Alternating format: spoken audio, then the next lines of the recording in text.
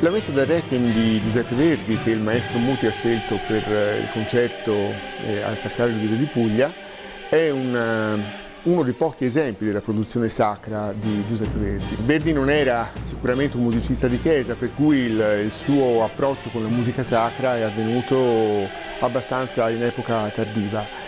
Si deve forse ad un antefatto la nascita di questa composizione. L'antefatto nel 1868, alla morte di Rossini, lo stesso Verdi aveva proposto all'editore Ricordi la formazione di un team di compositori, di musicisti che così a più mani componessero una messa in onore di Gioacchino Rossini. Questa messa poi in realtà non vide mai la luce, non venne mai realizzata, ma le 13 composizioni, nonostante appunto fossero state consegnate alla fine del 1869, rimasero chiuse nel caveau della Casa Ricordi, eccetto forse alcune. Questo è appunto il caso del Libera Me Domine, composto da Verdi, che poi fu riutilizzato anche nella Messa da Requiem e ne costituì, diciamo così, il nucleo generatore. Alla morte di Manzoni, Verdi riprende il Libera Me Domine per comporre appunto una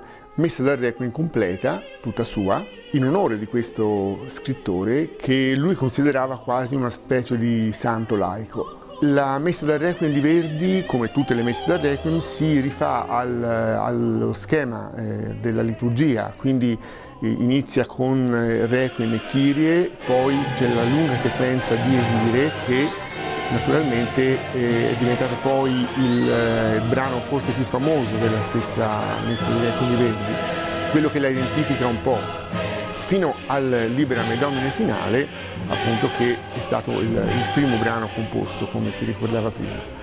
La Messa da Requiem è una composizione sicuramente che affronta il tema della morte in senso molto laico, così come il laico era Verdi dal punto di vista umano. Non a caso il Diesire, che è questa pagina forse di più grande impatto, è stato accostato molto al Giudizio universale di Michelangelo nella Cappella Sistina.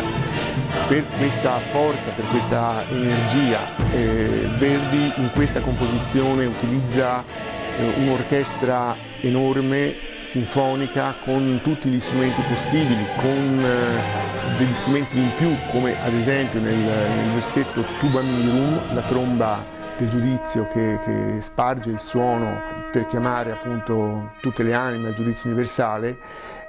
Addirittura Verdi aggiunge delle trombe rispetto a quelle del normale organico dell'orchestra.